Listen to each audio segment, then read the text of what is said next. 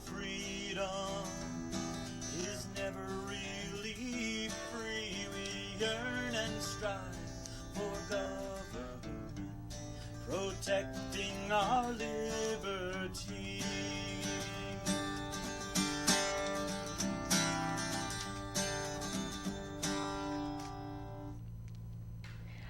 Good evening, and welcome to Your Right to Know by the Fitchburg Republican City Committee. My name is Mary Lotze, and I will be your host for this evening's show. Tonight, we're going to talk all about Fitchburg and the issues of Fitchburg and pertaining to Fitchburg. And I have two excellent panelists tonight that will join in the discussion with me. We have Councilor at Large Dean Tran and Councilor at Large Marcus DiNatale. And thank you both so much for coming in tonight and joining us on our show. Before we get started, I want to clarify one thing for our viewing audience. We are coming into an election year, and you are both running again for Councilor at Large, and I'll ask you about that momentarily. But I'd also like to clarify that you are unenrolled. Both of you are not Republicans, but you are unenrolled. But the reason we feel so special about the two of you is because from our very first days of forming the Republican City Committee, both of you who have gone out of your way to make us feel wanted because you understand that our goal is to make Fitchburg a better city through politics, through understanding the issues, and for creating a better atmosphere for growth in Fitchburg. And because of that, we thank you so much, and we want you here tonight to share some of your very special insights of what's going on in Fitchburg. Now, just a little bio on both of you, and I'll start with Dean. How long have you been a city councilor, and have you always been a councilor at large? Well, to begin, thank you very much for having us to join you tonight, Mary. I'm very blessed to be here and to discuss the issues with the city. A little bit about myself. I grew up in the city. I went through the school system, and then I left for college, and I came back here to invest in the city. I own several properties in the city. I'm married.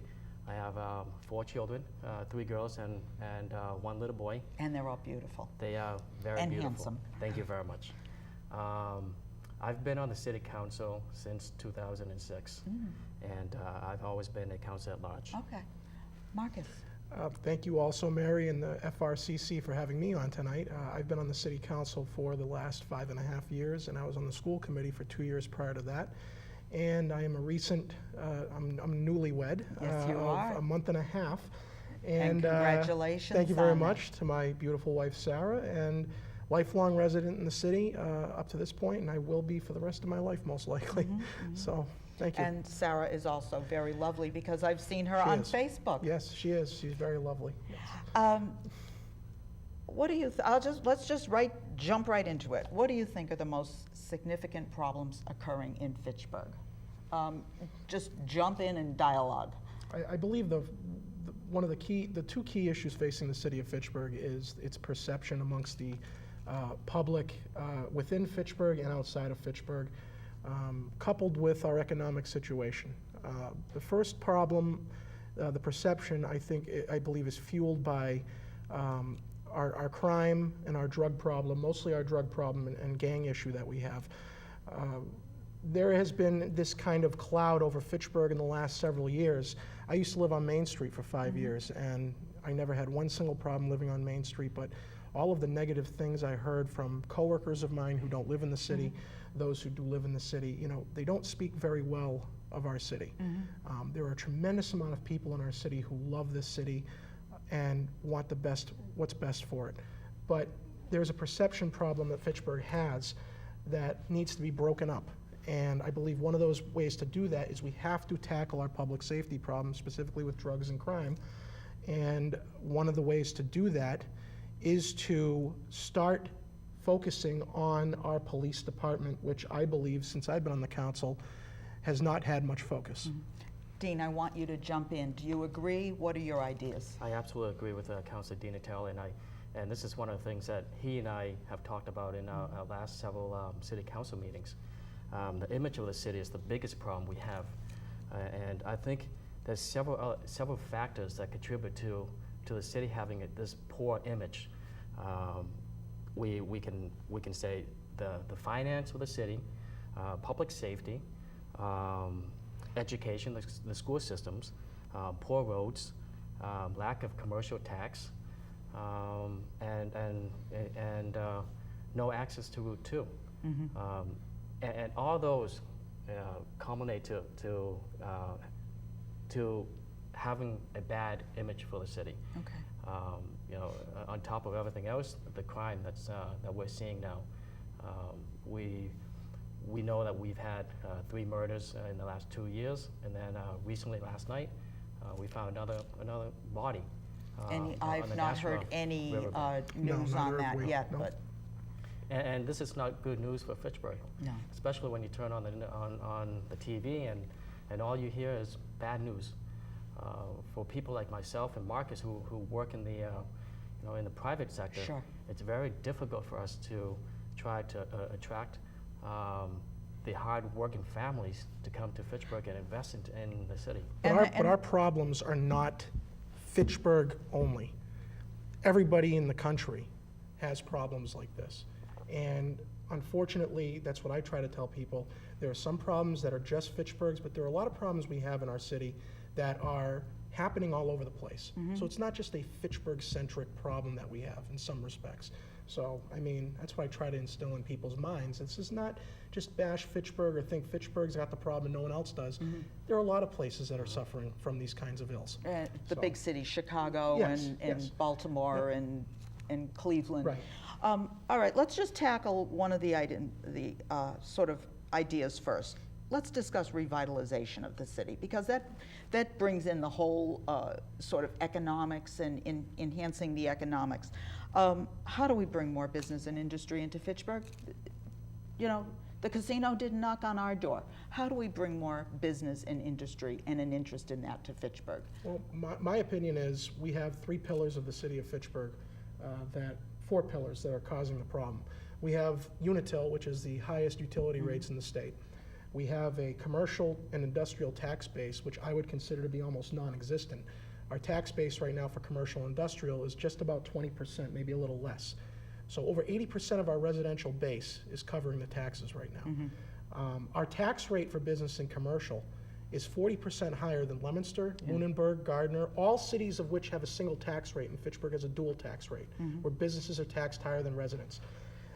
The other part of it is direct access to the highway. There are some things we can't control, like Unitil and direct access to the highway. There are other things we can control, like our tax rate, trying to get back to a single rate, trying to be competitive. And the fourth problem is, of course, the perception issue that we talked about earlier. So what we have tried to do, and I know Councilor Tran did this recently, he put forth a petition to hire an economic developer. I'll let him talk to that in a minute. But we don't have anybody in this city who's dedicated to promoting and marketing this city and going out and finding those businesses and prospective business owners. We also don't have any industrial developable land or a plan to obtain that kind of land. There's no industrial economic plan in the city of Fitchburg. And this has been going on since I've been on the council, and it's still the same. Dean? Mary, when you're talking about attracting businesses to the city or creating new businesses, it's a difficult thing for us to do in Fitchburg. Councilor DiNatale and I have done everything we could in our power as city councilor is to provide incentives for business to come to the city. There has been one time that either him or I voted against a TIF. That's a tax increment financing for a company to come into the city. I think it comes down to, it ties with the last question you asked us, and that is, the image of the city is playing a big role in companies coming to the city.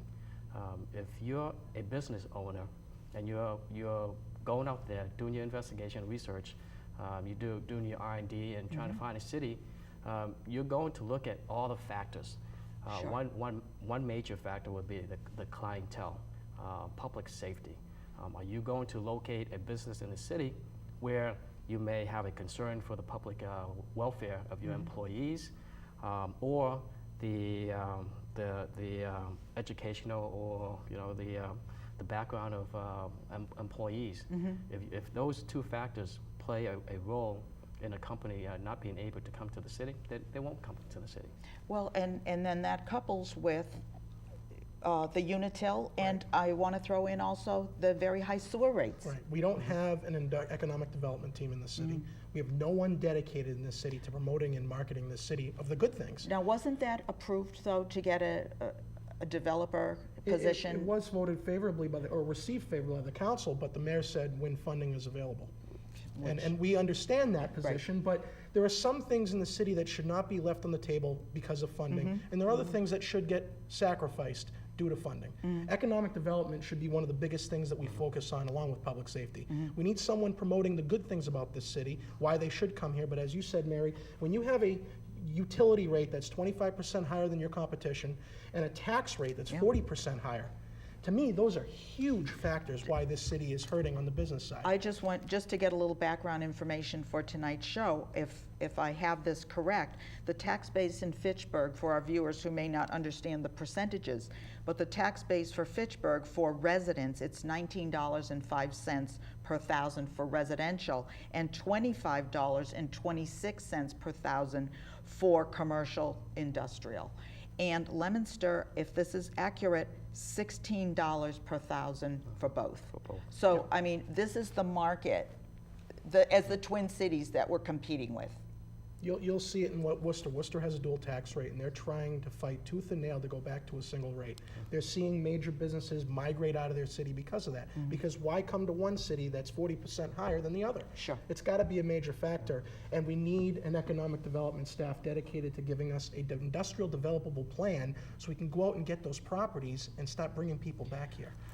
What is the term gateway city, and are we getting enough reimbursement from the state because we are a gateway city? Now, I look at the term gateway city, and correct me if I'm wrong, I look at it as like challenged city, for many reasons, challenged. Is that accurate, and are we getting enough reimbursement from the state to cover some of the expenses that we have because of that? So I still ask myself, what do people mean that Fitchburg falls in the category of a gateway city?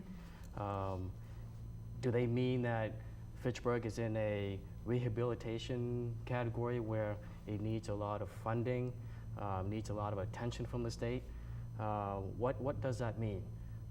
Whether we belong in the gateway city or not, I believe the state has some kind of formula where it determines based on needs. I think this question is better asked of Representative DiNatale, who would have more insight in the Gateway program. You asked about whether the state is funding us accordingly. Right. The administration in Fitchburg, the mayor in the city likes to always use the state as a major scapegoat behind the problems of our city financially. Our problems in this city were born well before the state cut funding to all cities and towns throughout the Commonwealth. This is not just a centric problem with Fitchburg. Leominster has similar reductions in aid, and so has Lunenburg, Gardner, all these other cities and towns, and yet for Leominster to use it as an example, people don't like using Leominster as an example, but I like using it as an example because they're doing things right in my opinion.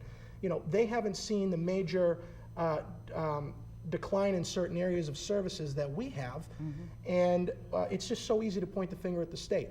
We need to have a focused idea on not depending on the state for our sustenance, because what the state gives us, the state can take away. That is why using grant money and using one-time funding sources should never be done, because there's no guarantee that's going to be there in the end. So if it means we have to loosen our belts, tighten our belts, so be it. But this constant harping about state funding, I got news for people. The state's not funding all cities and towns at the levels that they were in 2008 because of the economic recession, and that's just something we have to deal with. But we also have to realize we need to find more creative ways within the city to sustain ourselves and not depend on outside forces. And I think over the course of the last few years, we've offered some strategies for that.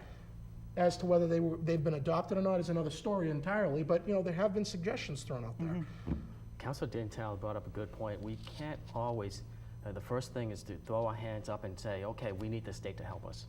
No, we have to solve our problems within the city together first, and then see what the state can do in terms of funding. but it has been in the past several years that we've relied so heavily on state grants and state funding that what happens if those dried up?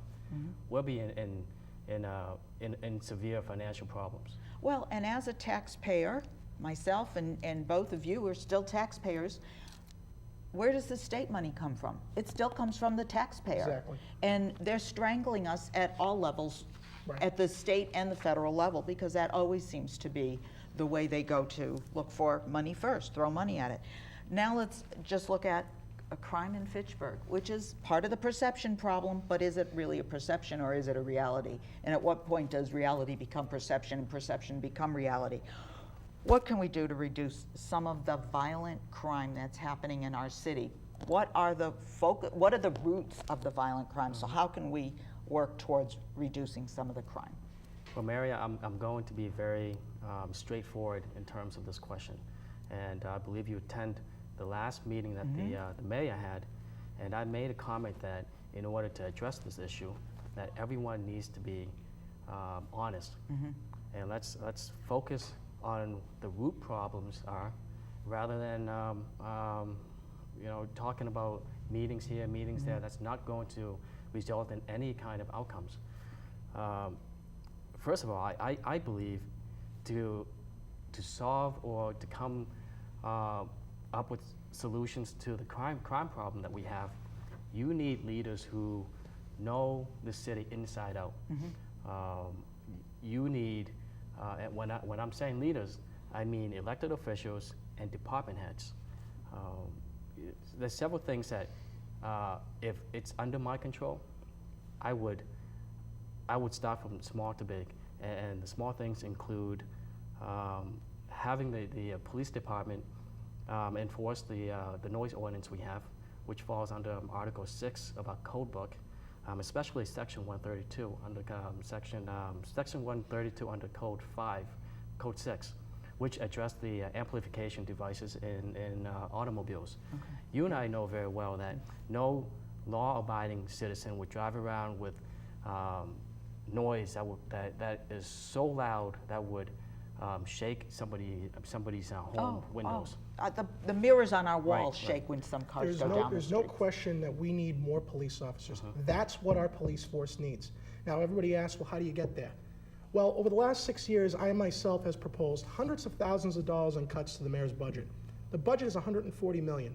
To insinuate that there's no cuts to be had is ridiculous. Yeah. This recent budget session, I had $1.2 million in cuts on the table that I thought could be moved from accounts that I consider to be not as high of a priority as the police department, because in my opinion, the police department is number one for the priorities in this city. And about $600,000 of those cuts were left on the table. That $600,000 in cuts is within our budget. Sure. That's recurring money that we have every year.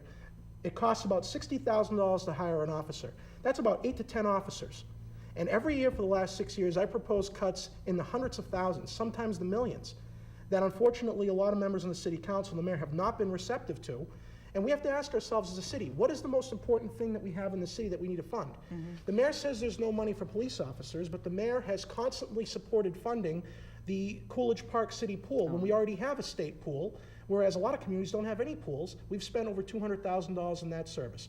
We doubled the amount of money to the library in 1 year. No other department's seen an increase double that, over $300,000. Now, not to say library is an essential service, but when one department gets over $300,000 and everybody else gets the shaft, that's a problem to me. So the police were at 72 officers 6 years ago. They're now at 56. They're one of the few departments in our city since those cuts in '09 that haven't had any restorations whatsoever. So that tells me the priorities of the administration is not solely focused on the police right now. And that's one of the 5 things I would do, is to increase the police personnel. The size of our city, we should be at the 98 police officers that we should have in the department. But when you're talking about 56, you have to look at the staffing level that needs to cover a city that has well over 40,000 something people. You're talking about 3 shifts, 7 days a week, 365 days a year, and that number, when you break that number up, we don't have enough police officers on the street to provide public safety to the people of Fitchburg. More officers will help us revitalize the Citizens on Patrol program. It'll also allow us to do more community policing, which we're not doing right now. But we also need to restore a lot of the streetlights in the city. There's still 800 to 900 that are off, and whether people want to believe it or not, there was a DOJ study that was done 5 years ago. It was a 62-page study by the Department of Justice that stated how beneficial illumination and lighting in neighborhoods can reduce or be a deterrent to crime. I believe that the 3 years we went without lights allowed crime to fester, undercurrent, undercover. But I also believe it goes into the perception issue. A bright city is a warm and welcoming city. A But to dark those who city, have- people pass through. But to those who say to me, where are you going to get the money for the streetlights? It costs $100 a year to fund a streetlight. The mayor is proposing a $6,000 raise right now to 2 city attorneys. That $6,000 could pay for a good 80, 90, 100 lights. So when people start telling me there's no money, I say there is money. It's how do we want to prioritize it? Mary, I would turn on all the streetlights, but you have to keep in mind that we have many communities in the Commonwealth of Massachusetts who do not, they don't have the streetlights turned on, but their crime rates are much lower than ours. So let's look at the root cause. And when I said there's 5 things I would do, the top item on that list would be looking at the social services that we have in the city. We are so burdened with social services that that may be the root cause of the problems that we have in the city. You know, I would love to see the burden carried amongst all the communities around us. So if you have, 3 murders in 2 years, wouldn't it be ideal to have 1 murder in Gardner, 1 murder in Fitchburg, 1 murder in Leominster, and let's spread out, spread the crime, but that's not happening. So why is it happening just in Fitchburg, mostly in Fitchburg? It's because we have so many duplication of social services. In the past several years, we've seen an increase of those. I think at that community citywide meeting that night, Dr. Kendra Sullivan-Godin spoke, and she talked exactly about that so many of these methadones and Suboxone clinics and things like that, what they actually do is they bring in an unsavory element. And it's unfortunate that a lot of people don't want to have this discussion. They don't want to be honest. I'm not against social services, but I am against all of those being in one location, and that is Fitchburg. Well, and that's why you need then the real enhanced police force, is because you do bring in not the good people who need the hands, who need the help, but some of these other agencies bring in people who have problems, and they bring in the drug abusers and drug sellers and that type of element. And we need the police, because we're creating our own problems in many ways, perception and otherwise. I don't think Mayor Mazzarella would say, okay, come to our city. No. I don't think that would happen. But when Mayor Mazzarella was asked 2 years ago why crime has gone down in certain hotspots in Leominster, one of the reasons he and the police chief in Leominster cited was more illumination. So. We have a police chief position open inside the police force. Would you support, or do you think the best person? I'm actually trying to encourage Councilor DiNatale to submit his resume for that position. Yeah, no, to answer your A question. law man. Thank you, Council. But to answer your question, Mayor, very quickly, I want someone who, my preference would be someone who's in-house, who understands the police department and the ills of the city better than I believe an outside person would. But also, I would also like to look into maybe putting the police department, the police chief position back on civil service, because in my opinion, the police chief right now is beholden to the mayor.